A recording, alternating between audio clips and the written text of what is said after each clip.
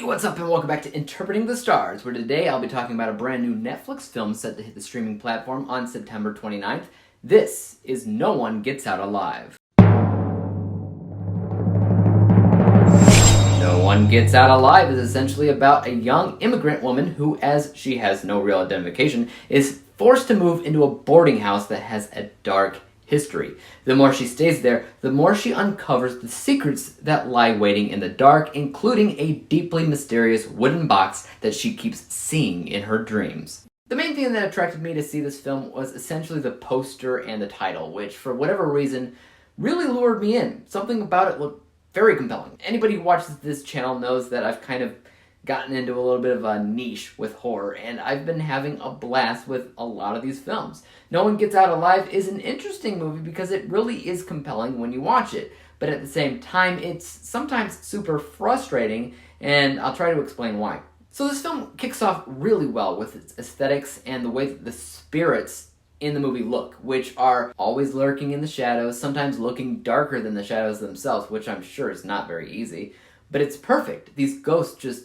stand there and stare with slightly reflective or glowing eyes just to kind of show a little bit of definition, and it's quite honestly pretty spooky every time that you catch a glimpse of one just standing in the background. And they show up a lot. You might need to have a few double takes to make sure that you were seeing what you were actually seeing. That aspect of the film was amazing, but where it starts to get a little bit frustrating for me is when it takes forever for the film to get to the point and for the ghosts to actually do anything. Because sometimes after being genuinely spooky in the beginning, the atmosphere of the film gets significantly lighter because the structure of the film becomes significantly repetitive. Our leading lady will start seeing the ghosts and immediately she'll wake up in a cold sweat. Oh my gosh!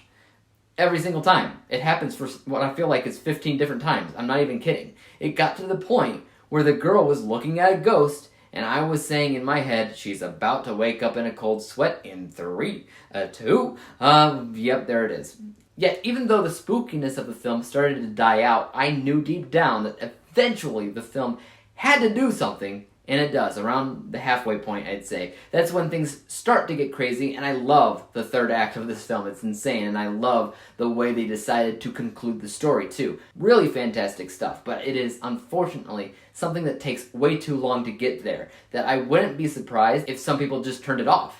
I fought the urge to turn it off myself, so the pacing of the film wasn't great. It's almost like the writer didn't quite have enough material to keep the spookiness or even the weird things consistent throughout. Another kind of sort of negative of the film for me is the main character through line, if you will. The film is about an immigrant woman looking for work, trying to get money, trying to keep moving, and a majority of that just felt like it should have been filler stuff, but because the spooky stuff is so repetitive, this through-line stuff became the primary story that it focused on in the first half of the film, and then it's mostly ignored in the second act, hence it should be filler. But apparently it's not, and I just didn't care so much about the story.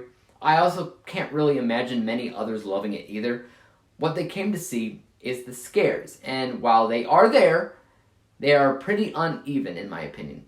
Let's go ahead and break down my final score. From a technical, unbiased score, I definitely appreciated a few things going on in terms of visuals with the spirits and production or set design of the boarding house.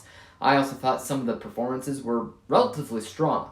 My main concern with the unbiased section here is the pacing of the film and how it's not the best. That first act and some of the second can sometimes be a chore to get through because it doesn't really do anything for the longest time. This score is 80%. My bias score is right around that, but maybe a little bit lower because, again, I was really not digging that first half. But I did very much love the look of the ghosts and pretty much everything regarding the third act. So this score is 76%. When we combine the two scores together, we come to the final rating of 78%. 78 out of 100 possible stars, or a letter grade of B.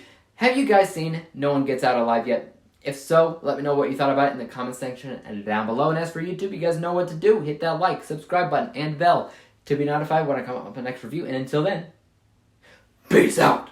Dave examines movies we just watch for fun. Davey is the expert. He is the